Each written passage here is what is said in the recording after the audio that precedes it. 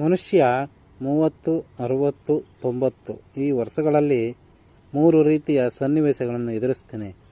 ಯಾವ ರೀತಿ?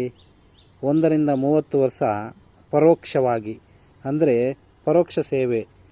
ಅಂಗಡಿ ಕಳಿಸಿದ್ರೆ ಅಪ್ಪ ಅಮ್ಮ ಇನ್ನೇನು ಮಾಡು ಕೆಲಸ ಅಂತಾರೆ, ಅದಂತಾರೆ ಇದಂತಾರೆ. ಸೊ ಅದಕ್ಕೆ ಪರೋಕ್ಷವಾಗಿ ಕೆಲಸ ಮಾಡ್ತಾನೆ. 30ರಿಂದ 60 ವರ್ಷ ವ್ಯಾಮೋಹದ ಅಡಿಯಾಗಿ ಕೆಲಸ ಮಾಡ್ತಾನೆ. ಕಾಮ, ಕ್ರೋಧ, ಮದ, ಮಾತ್ಸರ್ಯ ಇವುಗಳ ಹಿಂದೆ ಅವನು ಜೀವನ ಕಳೀತಾ ಬರ್ತಾನೆ. 60ರಿಂದ 90 ವರ್ಷ ವಯಸ್ಸಾಗುವಂಥ ಸನ್ನಿವೇಶ. ಆವಾಗ ಆವೇಶದ ಅಡಿಯಲ್ಲಿ ಕೆಲಸ ಮಾಡ್ತಾನೆ.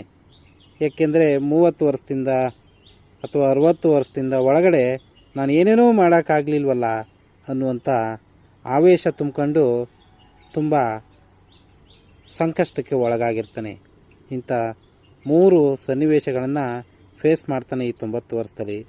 90 ದಾಟಿ 120 ವರ್ಷಕ್ಕೆ ಹೋದೆ ಅಂದರೆ ಅವನು ಸಮಾವೇಶ ಮಾಡ್ತಾನೆ.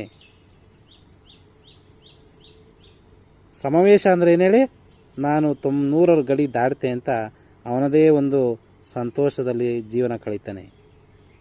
ನೋಡಿದ್ರ 90 ವರ್ಷದೊಳಗೆ 3 ಸನ್ನಿವೇಶ, 90 ದಾಟಿದ ಮೇಲೆ ಬೇರೆಯೇ ಸನ್ನಿವೇಶ.